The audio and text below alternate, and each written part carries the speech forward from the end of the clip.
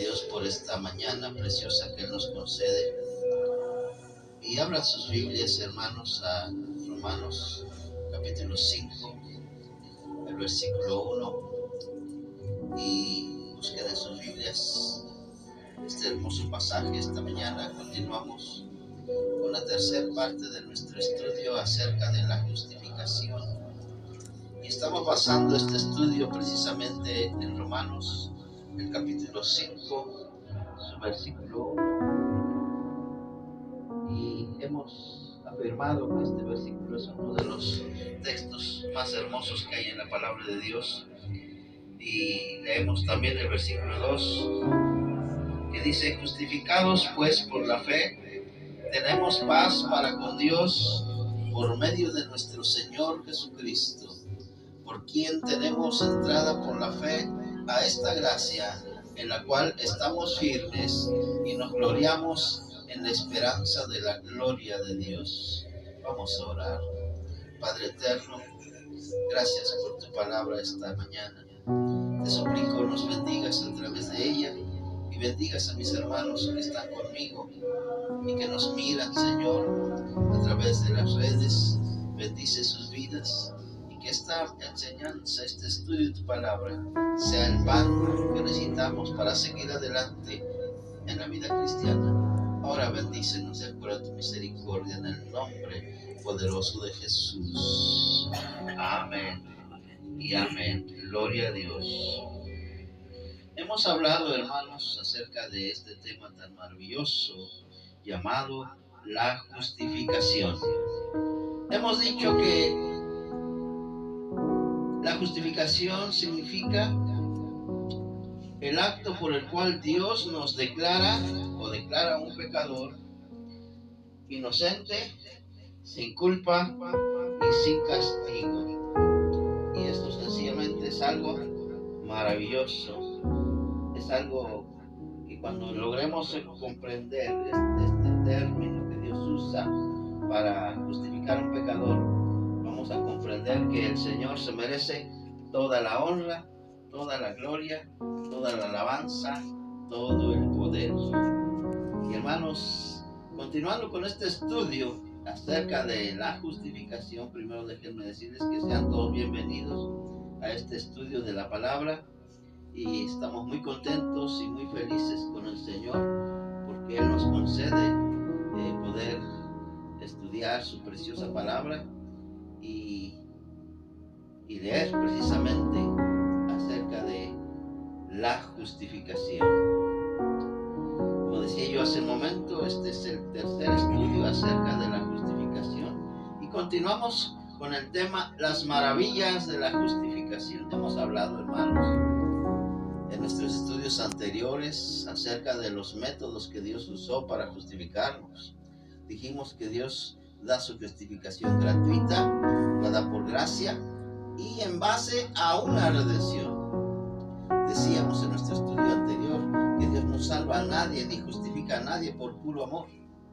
Él justifica y salva y perdona a un pecador en base a que alguien pagó el total de nuestros pecados. A eso se le llama redención. Alguien sufrió lo que yo merecía. Alguien pagó lo que yo debía. ¿Y qué es lo que debíamos? Por nuestro pecado, muerte. ¿Y qué dice la palabra? Pues Jesús murió por nosotros. Dice Isaías 53, versículo 6. Que Dios cargó en Él el pecado de todos nosotros. Eso significa redención. Entonces Dios salva, Dios justifica, Dios perdona, Dios santifica en base a un pago que el Señor Jesucristo hizo por nosotros. Dicho lo anterior, mis estimados, vamos a leer una vez más Romanos 5:1, en donde la palabra de Dios dice que fuimos justificados por la fe. Y este regalo se recibe por la fe y nos pone en paz con Dios. Dicho lo anterior, hermanos, vamos a continuar con las maravillas de la justificación. Otra maravilla que encontramos, hermanos, es que la maravilla de la justificación es un regalo eterno. Es un regalo eterno y quiero que comprendamos muy bien eso. Porque hay quienes aseguran que la salvación y la justificación y todo lo que Dios ha dado es algo muy temporal y termina en cuanto un cristiano comete una falta, un error. Por supuesto que estamos hablando de cristianos que verdaderamente han creído en Cristo, no personas que se la viven pecando una y otra vez sin sentir el menor arrepentimiento. Estamos hablando de cristianos que verdaderamente han conocido al Señor, y en cuanto cometen un error, el Espíritu Santo les redarguye y vienen arrepentidos a los pies de Cristo. Para ellos, dice el apóstol San Juan en su primera carta, y que si hubiéramos pecado, abogado tenemos para con el Padre. Y si confesamos nuestros pecados, Él es fiel y justo para perdonar y limpiarnos de toda maldad. Estos pasajes no están hablando de un pecador empedernido que vive su vida pecando, aunque muchos digan que son cristianos. Hermanos, la maravilla de la justificación es que es un regalo eterno. No dura 2-3 días. Es eterno porque quien lo dio es eterno. Además, es para quienes son de la fe de Jesús. Quiero que note esto. Por eso les digo, hermano, Dios no está hablando a personas que dicen yo soy cristiano y viven sus vidas en pecado continuamente sin tener ningún remordimiento. Está hablando de aquellos cristianos que son de la fe de Jesús. Tienen una fe poderosa para afrontar las situaciones, tentaciones y problemas y dificultades, y no se doblegan, no corren, no tiran la toalla. Al todo lo contrario, para ellos, dice la palabra de Dios, 7 veces cae el justo y 7 veces Dios lo levanta. Entonces, la justificación es un regalo eterno de Dios para quienes son de la fe de Jesús. No únicamente tienen fe en Jesús, sino que pertenecen a la fe de Jesús. La fe de Jesús está en ellos, y Jesús es el pastor de estos hermanos, de estas personas que han venido a Cristo. De allí que es importante, mis estimados, que leamos este pasaje que quiero mostrarles ahora en Romanos 3:26. Dice Romanos 3:26, y escuche con atención lo que dice la palabra. Fíjese lo precioso. Dice Romanos 3:26, con la mira. Esa frase me gusta, porque nos habla de un plan. Con la mira, con el plan premeditado de Dios. El plan que Dios tiene para mí y para usted, al haberlo justificado, al haberlo salvado. ¿Cuál es ese plan? Bueno, dice la palabra, de manifestar en este tiempo en que yo les estoy hablando, nosotros ya somos justificados. Decía Juan en 1 Juan capítulo 3, versículo 2, versículo 3, dice, amados, ya somos hijos de Dios. Hermanos, con la mira de manifestar en este tiempo. Dios quiere manifestar en este tiempo a través de las vidas de los cristianos, de aquellos que han recibido verdaderamente a Cristo, algo precioso hacia el mundo. Tristemente, muchas veces nosotros dejamos mucho que desear a Dios, y lo que Él mira en nosotros muchas veces no es lo que Él ha planeado. Por ejemplo, Dios planeó que la vida matrimonial en el cristiano fuera una vida de gozo, de alegría. Pero ¿qué sucede? Satanás vino para hurtar, matar y destruir. Y no está hablando del mundo, porque ellos ya son propiedad está hablando de cristianos que han dado lugar a Satanás y han permitido que Satanás arrastre sus vidas, sus matrimonios, su familia. Hermanos, pero ese no fue el plan de Dios. El plan de Dios, de acuerdo a Romanos 3:26, es con la mira de manifestar en este tiempo su justicia. Dios quiere justificar al pecador. Dios quiere que el cristiano viva vidas en santidad, demostrando su justificación. Hermano, ese es el plan de Dios. ¿Cuál es otro plan? El siguiente plan que encontramos aquí, y que es otra maravilla dentro de la justificación, es que Él quiere mostrarse como el que justifica, el que da esa justificación. Hoy en día, muchas iglesias, hermanos, ¿verdad?, debido al poco conocimiento de la palabra de Dios, creen que una secta, una denominación va a hacer que el cambio que ellos están esperando en sus vidas. Es más, muchos hasta confían que es la secta, la denominación, la que salva. Pero ese nunca fue el plan de Dios. El plan de Dios es que Él mismo quería manifestarse en la vida de los cristianos como el que imparte la justificación. Por eso es importante leer este versículo. Dice el Señor, con la mira, con el plan de Dios de manifestar en este momento en que vivimos, su justicia para aquellos que han venido a sus pies, un cambio radical en sus vidas, un cambio, como dice 1 Corintios 5:17, que si alguno está en Cristo, nueva criatura es. Eso es lo que Dios quiere que nosotros demostremos ante el mundo que nos está mirando.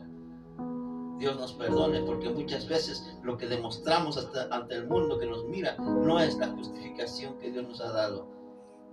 Pero hermanos, este es el plan de Dios. Y el siguiente plan es que Él quiere que resaltar en nuestras vidas que Él ha justificado, que nos ha transformado de una manera radical en todo nuestro ser. Por este pasaje dice, a fin de que Él sea el justo y el que justifica. No es la iglesia, no es la denominación, no es las buenas obras, no es la penitencia, no es una iglesia por más buena que ésta sea. Es Cristo quien nos ha justificado y Él quiere sobresalir en nuestras vidas. Él es el que justifica. ¿Pero a quiénes? Cualquiera puede decir, pastor, ¿pero a quiénes? ¿Con quiénes Dios tiene ese plan maravilloso? Ese plan que Él quiere manifestar en las vidas, de que hay justificación abundante para aquellos que vienen a Cristo. ¿Cuál es el plan? El plan de manifestar. ¿Es para quiénes este plan maravilloso? Dice la palabra, es única y exclusivamente para los que son de la fe de Jesús. No está hablando de una iglesia. No está hablando de cualquier denominación, está hablando de una persona y de una fe. En uno de mis estudios anteriores he recalcado el hecho de que hay dos tipos de fe. Una es la fe común. Cuando esa fe común es la que está gobernando mi vida, en el primer problema, en la primera situación, voy a escapar, voy a huir. Porque esa fe no tiene ningún poder. Esa fe ni siquiera da seguridad de salvación. De ahí que muchos cristianos duden de su salvación, porque están ejercitando su fe común. Esta fe común la tiene cualquier persona. Los grandes líderes religiosos, los musulmanes, los católicos, hasta los que no creen, ejercen ese tipo de fe. Porque dicen, yo creo que soy un ateo. Hermanos, pero nosotros, aparte de la fe común que hemos puesto en Jesús, Jesús ha venido a mi vida con una fe maravillosa, la fe de Jesús. Y yo pertenezco a esa fe, porque yo ejercito la fe de Jesús en mi vida. Pastor, ¿cómo se recibe esa fe? Esa fe se recibe creyendo y recibiendo a Jesús, porque cuando Jesús se viene a vivir a mi vida, Él se viene con esa fe maravillosa.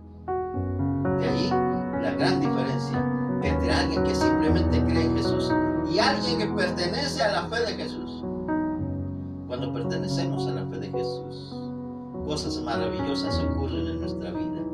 Así vengan los más grandes vendavales de problemas, las más grandes tempestades en la vida personal, en la vida matrimonial, en el hogar, en los hijos. Si la fe de Jesús es la que me gobierna y si yo soy de la fe de Jesús, voy a permanecer firme. ¿Y por qué? Porque mi casa estará fundada sobre la roca que es Jesús y su preciosa fe. Porque yo soy de la fe de Jesús. ¿Por qué muchos hogares se destruyen? ¿Por qué cristianos debilitados vuelven atrás? Porque muchas veces su fe estaba fundada sobre la arena de la fe común. Pero los verdaderos cristianos tenemos nuestro fundamento en la fe maravillosa de Jesús. No solamente la ejercitamos, sino que somos propiedad de esa fe, la fe maravillosa de Jesús. Escuche con atención una vez más Romanos 3:26. Con la mira de manifestar en este tiempo su justicia, a fin de que Él sea el justo y el que justifica al que es de la fe de Jesús. Vuelvo a subrayar, Él es quien justifica al que es de la fe de Jesús. No es cualquier fe, es la fe de Jesús. Bendito sea su nombre por siempre y para siempre. Hermanos, otra maravilla de la justificación, y verdaderamente lo que estamos viendo respecto a la justificación son cosas maravillosas. La maravilla de la justificación, para aquellos que somos de la fe de Jesús, es que nos pone fuera de toda acusación. Nos pone fuera de toda acusación. En el libro de Apocalipsis dice que Satanás fue derrotado y los ángeles cantan de alegría diciendo: ha sido echado fuera el acusador de nuestros hermanos, el que los acusaba día y noche. Hasta hoy en día,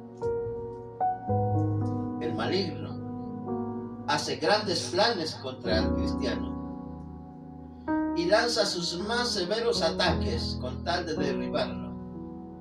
Y una vez que logra derribar a un cristiano, va ante la presencia de Dios a acusarlo día y noche. Pero ¿qué sucede? Hermanos, cuando tenemos la fe verdadera, la fe de Jesús, no la fe común, porque la fe común en la primera lucha nos va a hacer caer.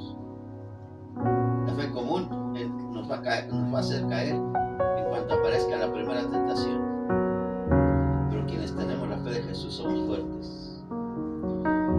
No por nosotros, sino por la fe de Jesús que vive en nosotros. Y esa fe nos justifica y además nos pone fuera de toda acusación. Hermanos, vean lo que dice la palabra de Dios, precisamente hablando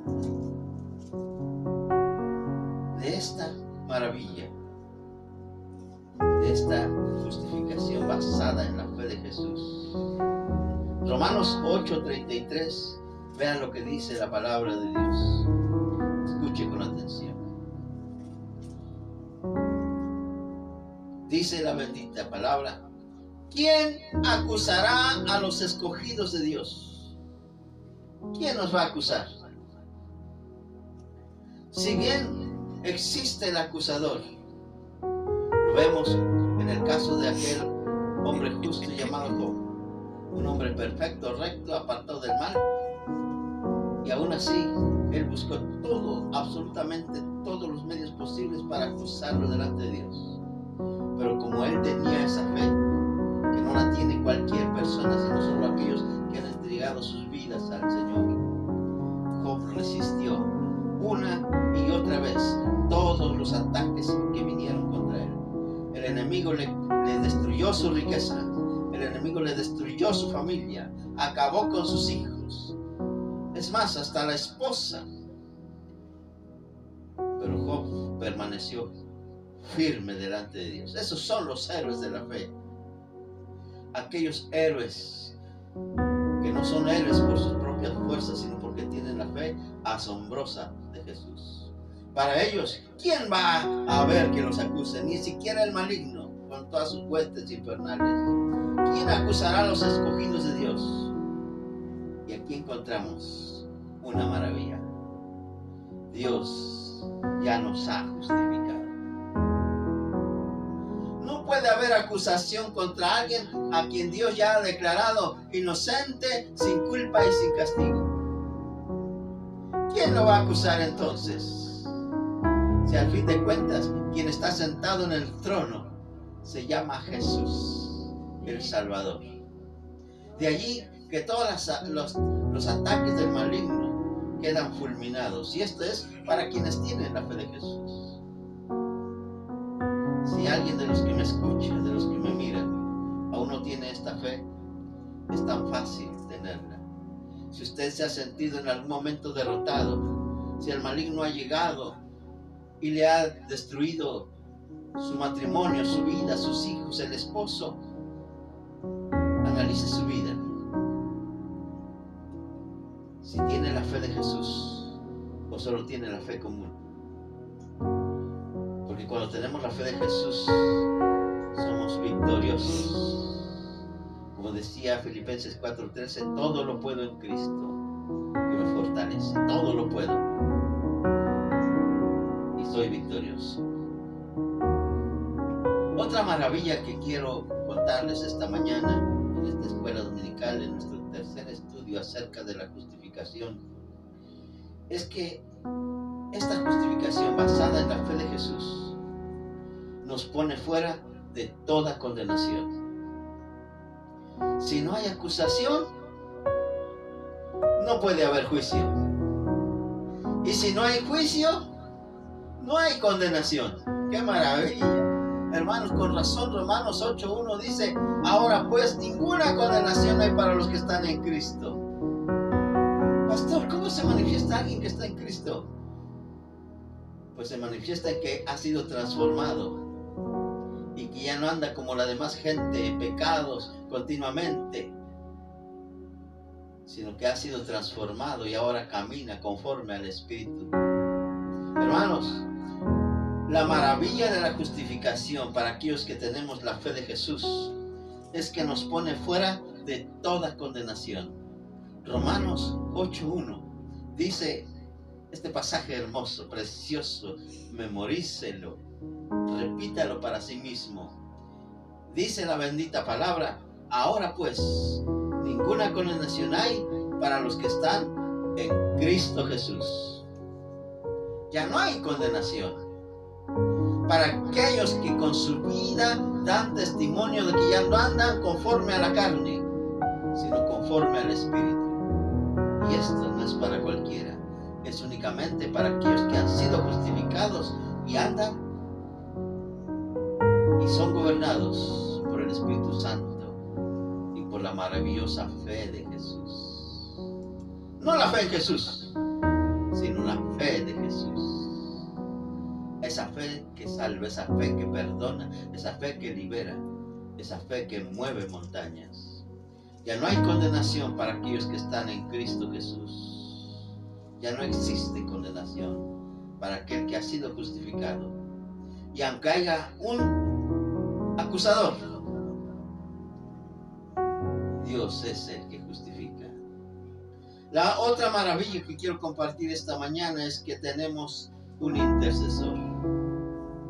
Por si teníamos la duda, y muchas veces decimos: Satanás debe estar acusándome. Primero, si reconocemos que hemos ofendido al Señor, inmediatamente debemos venir a sus pies arrepentidos y permitir que el Señor nos restaure, porque muchas veces nos arrepentimos, pero no permitimos que el Señor restaure lo que el diablo ha destruido. Mejor escapamos de los problemas, huimos y hacemos lo que Jonás, y después nos encontramos en el fondo del mar sin salida. Hermanos, debemos saber que tenemos un intercesor para quienes hemos sido justificados y que pertenecemos a la fe de Jesús. Tenemos alguien que está hablando por nosotros. Ni siquiera tenemos que hablar nosotros. Alguien está intercediendo por mí delante de la presencia de Dios. Dice Romanos 3:34. Todo lo encontramos en este capítulo de Romanos 8, que comienza diciendo: ahora pues ninguna condenación hay para los que están en Cristo Jesús. Ya en su versículo 34 dice: ¿por qué razón no tenemos condenación alguna?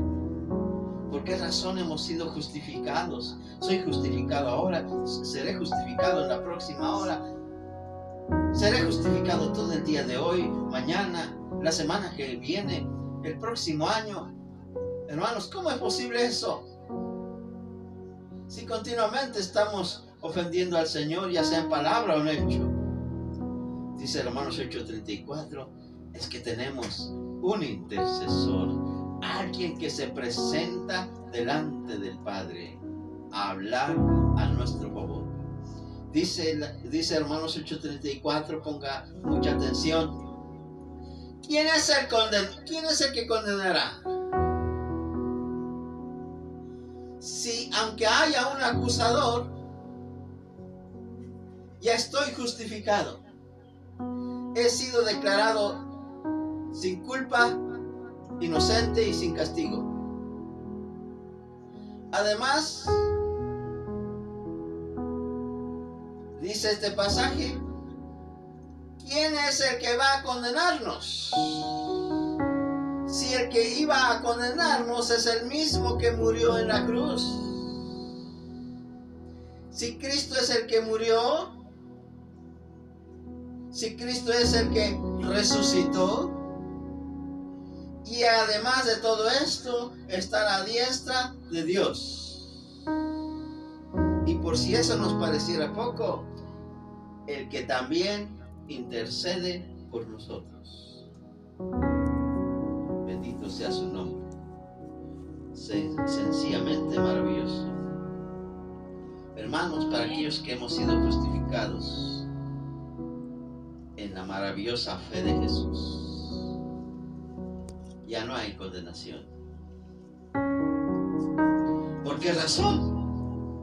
Porque Cristo, quien es el que va a juzgar y va a condenar al mundo por su pecado, por su rebelión, por nunca haber aceptado su nombre, es el mismo que ha muerto por mí, ha quitado y ha pagado por completo todos mis pecados pasados, presentes y futuros. Recordemos que Dios nos salvó no solo por amor, sino que en base a un sacrificio, a un pago total, completo por mis pecados. Y sencillamente pagó muriendo. Pero como Él es poderoso, y Él lo dijo, nadie tiene mayor amor que alguien que ponga su vida por sus amigos. Y en otro pasaje Él dice que Él tiene el poder para poner su vida y para poderla y volverla a tomar. Cristo murió por mí, pagó todos mis pecados, hizo el pago total por mis pecados, pero no se quedó en la tumba. Si Cristo hubiera quedado en la tumba, habría un gran problema. Porque ¿quién iba a hablar por mí? Cuando yo en mi vida, aún ahora que soy cristiano, ofendo involuntariamente y a veces voluntariamente al Señor. ¿Quién se iba a presentar delante del Padre para hablar por mí? Pero maravilla de maravillas, Cristo no solo murió, sino que resucitó por mí. Resucitó, dice Pablo, que este es el Evangelio, que Cristo murió por nuestros pecados, pero que resucitó al tercer día. Ese es el Evangelio. Y la maravilla para aquellos que ya somos justificados es que Él está a la diestra del Padre intercediendo por nosotros. De ahí, hermanos, que nuestra salvación está completamente segura. No en lo que yo hago, sino que en lo que Cristo hizo por mí. ¿Por qué hizo Cristo por mí? Murió por mí, resucitó por mí y está intercediendo por mí continuamente hasta el día de nuestra redención, en que estemos en el cielo, porque ahí entonces sí seremos perfectos, pues estaremos en la presencia de Dios. Dice 1 Juan capítulo 3 versículo 2, ya somos hijos de Dios, pero no se ha manifestado lo que hemos de ser, porque sabemos que cuando Él se manifieste seremos semejantes a Él, en pureza, en santidad, en gloria. Y allí ya no necesitaremos de un intercesor, porque el pecado ya no se enseñoreará de nosotros. Hermanos, qué maravilla. Pero mientras vamos por este mundo, sí necesitamos de un intercesor, alguien que murió, alguien que resucitó y alguien que está a la diestra de Dios intercediendo continuamente por mí. Otro pasaje dice, viviendo todo el tiempo para interceder por nosotros, refiriéndose a Jesús. De ahí, hermanos, que la justificación para quienes tenemos la fe de Jesús es que ya no hay condenación. Y es importante recalcar, esto no es en base a lo que yo hago, porque realmente nosotros no hacemos nada, quedamos muy fuera de la expectativa que Dios requiere. Pero alguien murió por mí, por todos mis pecados, y alguien está intercediendo por mí continuamente, aún ahora, en este momento. Hermanos, quiero enseñarles otra maravilla respecto a la justificación. Y esta maravilla es que nos hace inseparables de Cristo. Esto es algo maravilloso. No solo Cristo murió por mí, no solo Cristo resucitó por mí, no solo Cristo está a la diestra del Todopoderoso intercediendo por mí, sino que me ha hecho a mí inseparable por su poder, hermanos. Él me ha tomado y me ha hecho inseparable de Él. Soy uno en Cristo. Por eso el apóstol Pablo podía decir: ya no vivo yo, Cristo vive en mí. Somos inseparables. De allí que la salvación esté tan segura cuando creemos en Jesús y hemos recibido la fe de Jesús y pertenecemos a la fe de Jesús.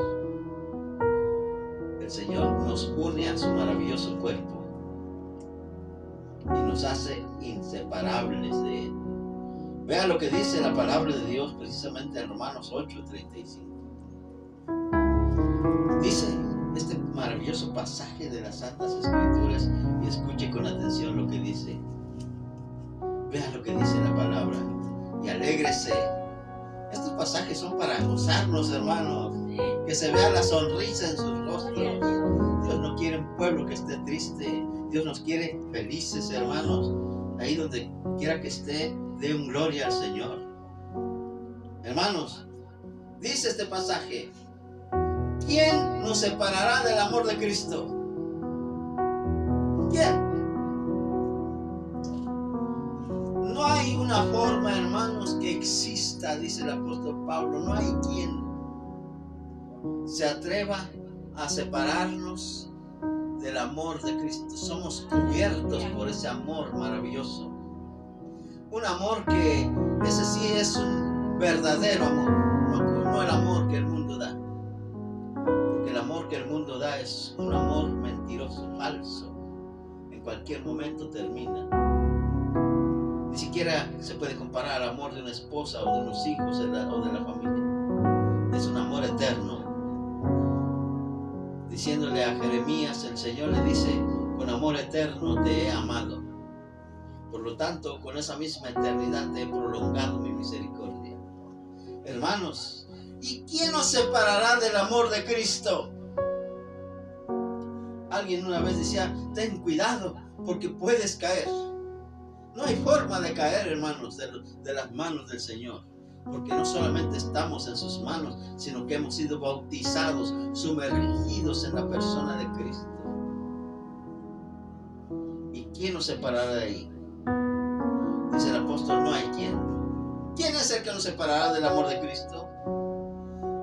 Y Pablo comienza a enumerar una serie de factores que muchas veces uno piensa, o muchas personas piensan, o tal vez más de algún pastor o algún cristiano llega a pensar: esta tribulación, es probable que yo esté separado del amor de Cristo. Y dice el apóstol Pablo: no es la tribulación nunca te va a separar del amor de Cristo. Esa aflicción por la cual está usted pasando, ese problema que le hace llorar, esa destrucción que ha habido en su vida, en su matrimonio, en los hijos, no lo puede separar del amor de Cristo. Por eso el apóstol dice: no hay tribulación que lo separe del amor de Cristo. No hay angustia. Así haya una enfermedad que nos pone en el límite de las angustias. Dice el apóstol: no hay problema. No hay dolor, no hay sufrimiento, no hay angustia que lo haga separarse del amor de Cristo. Persecución. En el dado caso que sufriéramos una persecución terrible, gloria a Dios, vivimos en un país de paz. Pero hay países donde los cristianos son perseguidos, es más, asesinados. Oremos por esos hermanos que precisamente en este momento en que yo les hablo están siendo perseguidos y son asesinados. Hermanos, pero ni siquiera la persecución más cruel, la más ruda, puede separar del amor de Cristo. No es que porque estamos sufriendo tanto, es que ya hemos sido separados, no. Tal vez Dios tiene planes maravillosos para su vida, por eso le ha permitido pasar por esa prueba de fuego. Y muchas veces no la aguantamos y Dios dice, yo pensé que ibas a aguantar. Tenía grandes planes para contigo. Mis propósitos, yo pensé que iba a poder realizarlos en ti. Por eso te puse en esa prueba, pero me he dado cuenta que no puedes resistir esa prueba. Por lo tanto, muchas veces Dios dice, voy a seguir buscando a alguien que sí soporte la prueba, porque para ellos hay una corona que Dios ha preparado para todos los que le aman. Hermanos, persecución, no. Hambre, aquí está hablando de pobreza. Tal vez el maligno no solo quitó su familia, su hogar, su matrimonio, sino que ahora lo está sometiendo a una pobreza. Ha perdido el trabajo, no tiene los medios suficientes. Hermanos, ¿será que hemos sido separados del amor de Cristo? Dice Pablo, no. Todo es parte de un proceso. Todo es parte de un propósito. Vuelvo a repetir, tal vez Dios tiene planes, por eso nos ha puesto en esta situación. De ahí que hay que poder soportar, hermanos. Y hay que pedirle al Señor, Señor, ayúdame. Yo quiero soportar esta prueba porque quiero que tú cumplas tu propósito en mí. Tal vez íbamos a ser el medio por el cual Dios iba a salvar toda nuestra familia. Tal vez Dios nos iba a usar para transformar un pueblo, una localidad, una comunidad, una nación. Porque Dios siempre ha pasado por la prueba a aquellos a quienes Él quiere utilizar para su servicio. Hermanos,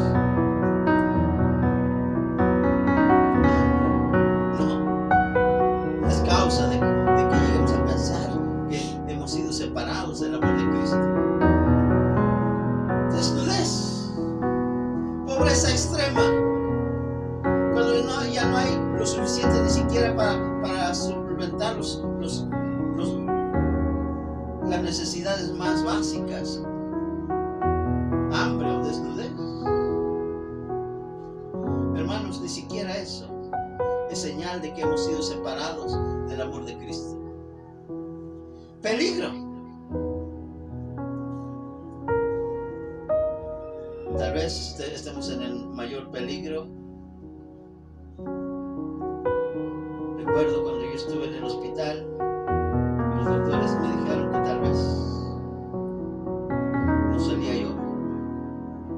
Había el peligro. Lo que ellos nunca supieron es que yo no estaba en ningún peligro. Total, si había llegado el momento de partir, yo tenía un lugar bonito donde iba a llegar.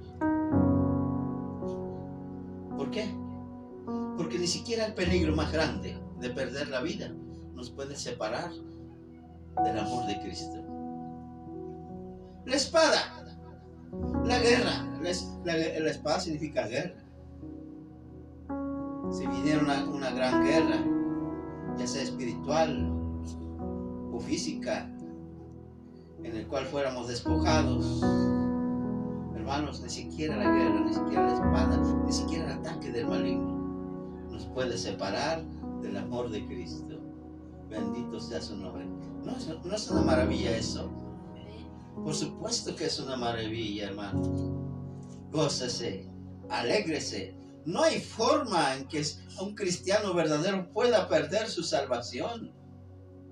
Ha sido asegurada mediante un pago total hecho por todos los pecados pasados, presentes y futuros. Cristo pagó por todos ellos, muriendo en la cruz, resucitando y siendo nuestro intercesor a la diestra del Padre. De ahí que ya no hay condenación para los que están en Cristo Jesús. Y por si esto fuera poco, nadie jamás, por toda la eternidad, nos podrá separar del amor de Dios que es en Cristo Jesús. No hay nada, absolutamente nada, que nos separe de ese amor y de esa fe de esa salvación y de esa justificación maravillosa. Vamos finalizando con esto último que quiero enseñarles. Hermanos, otra maravilla acerca de la justificación es que hemos sido sellados en Cristo por el Espíritu Santo. Hermanos, aún recuerdo en cierta ocasión que estaba yo en una iglesia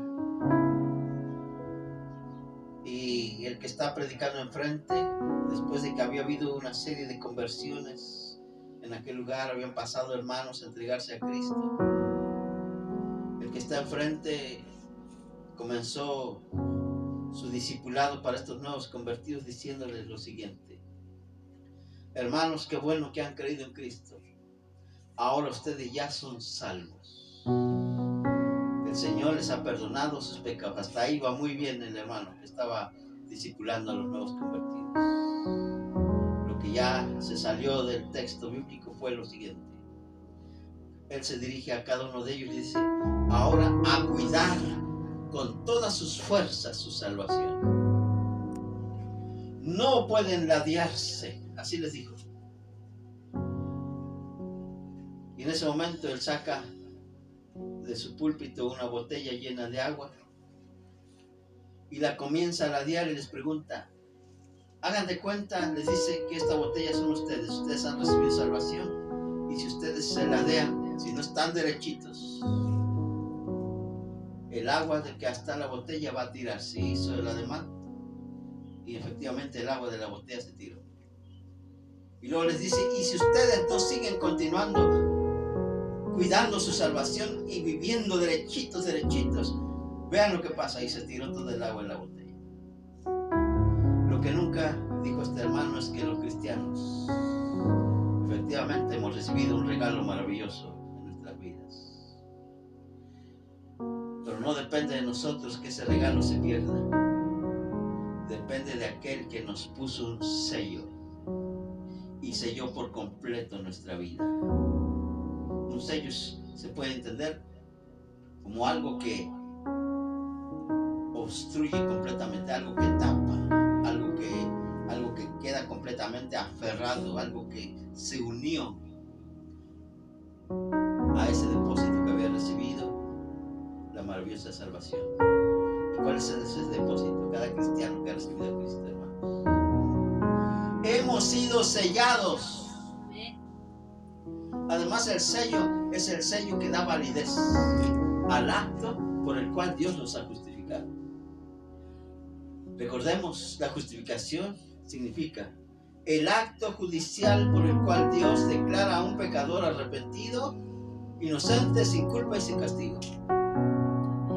Dios lo ha decretado, pero para que ese decreto tenga validez, lo selló con su Espíritu Santo y además puso ese sello en nuestras vidas, sellándonos por completo en una redención eterna, en una justificación eterna, en una santificación eterna, en un perdón eterno.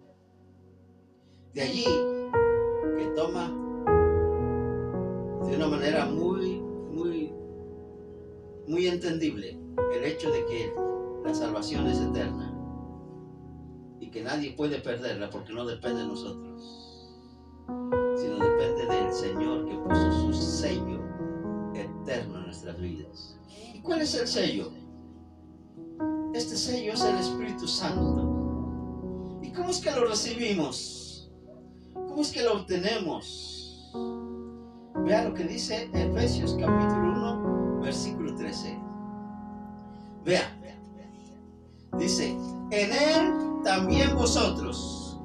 ¿A quién se refiere? A nosotros, hermano, usted, yo, los que nos están mirando en este momento. Ustedes, los que han creído en Cristo, que tienen la fe de Jesús en sus vidas. ¿Qué pasó con nosotros? Dice el apóstol, en Él también ustedes, habiendo oído. Qué importante es escuchar la palabra de Dios. De ahí que si hay veces el maligno nos tienta a no asistir al templo, hermano, asista a su iglesia.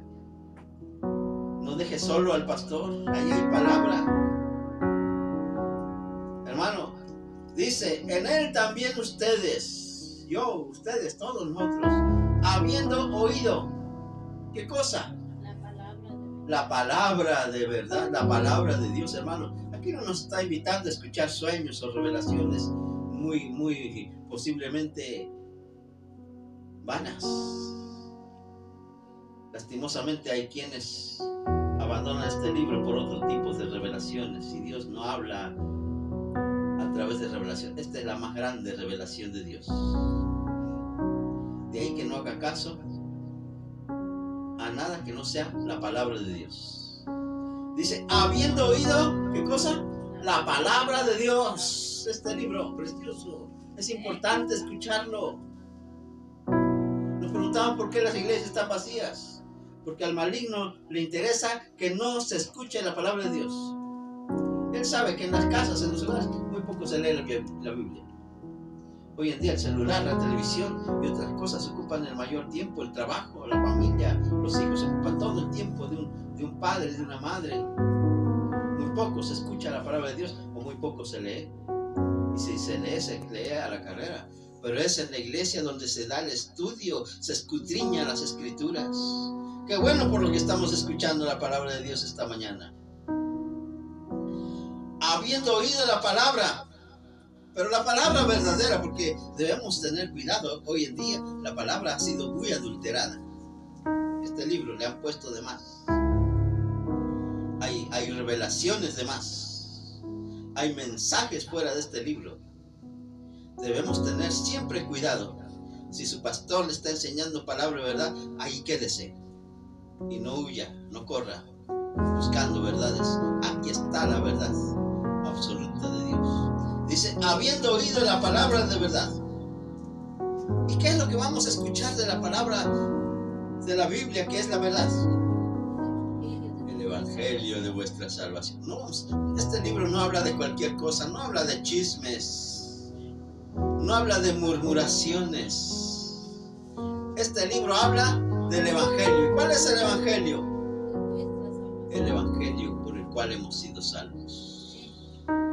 Decía el apóstol Pablo, y este es el evangelio que os he predicado, en el cual habéis creído, en el cual perseveráis, que Cristo murió por nosotros, que resucitó al tercer día, que está sentado a la diestra de Dios intercediendo por nosotros, y que muy pronto viene.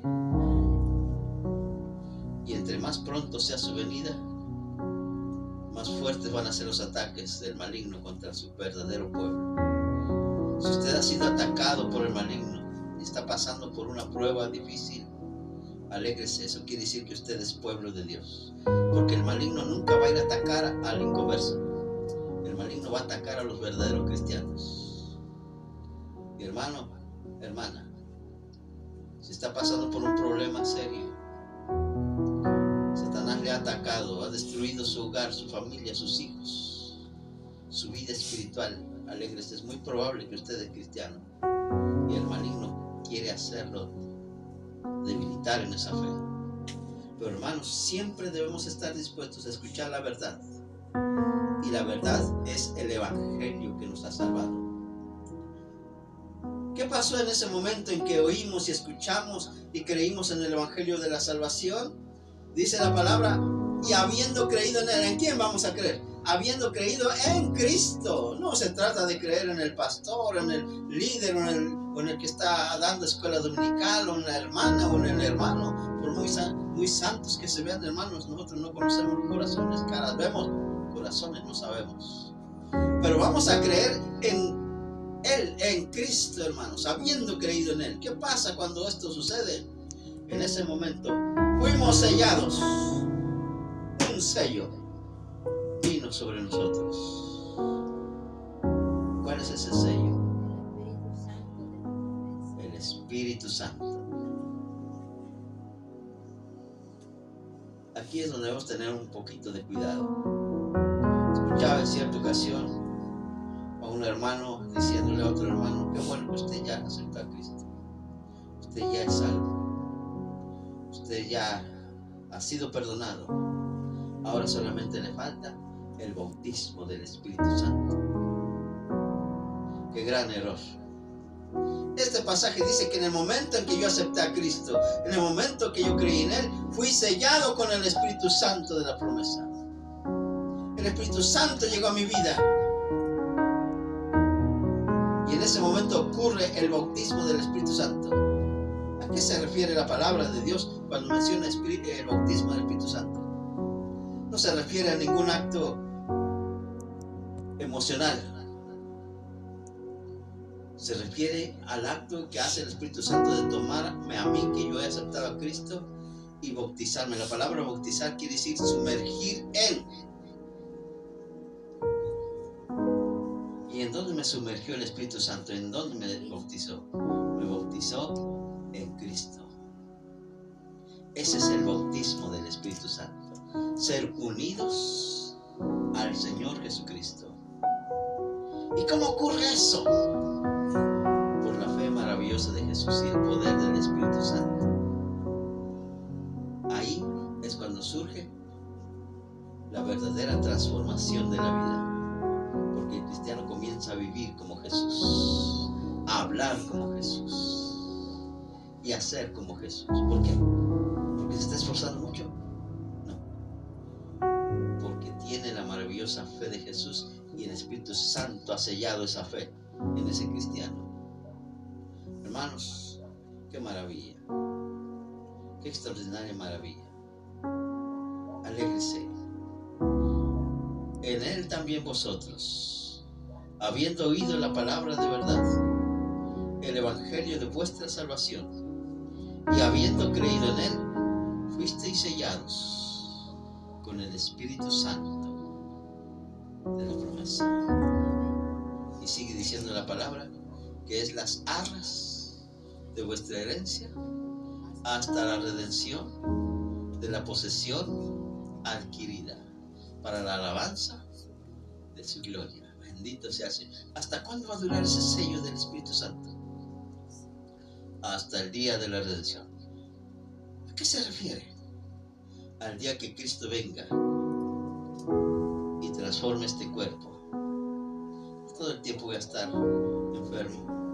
No todo el tiempo vamos a estar en problemas, en situaciones difíciles. Viene un día de victoria, un día de gran alegría.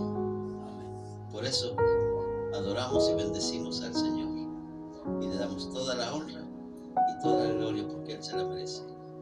Hemos sido sellados, comprenda eso, con el Espíritu Santo de la promesa, y eso nos asegura por toda la eternidad.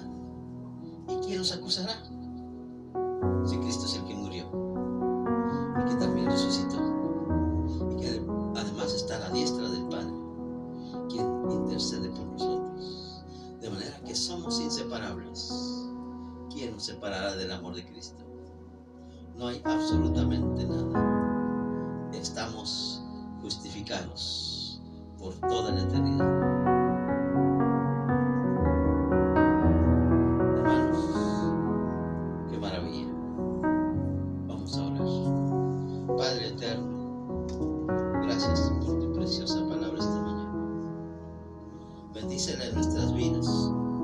Bendícela en los hermanos que están aquí presentes. Y bendícela en todos los que van a escuchar y van a ver este mensaje.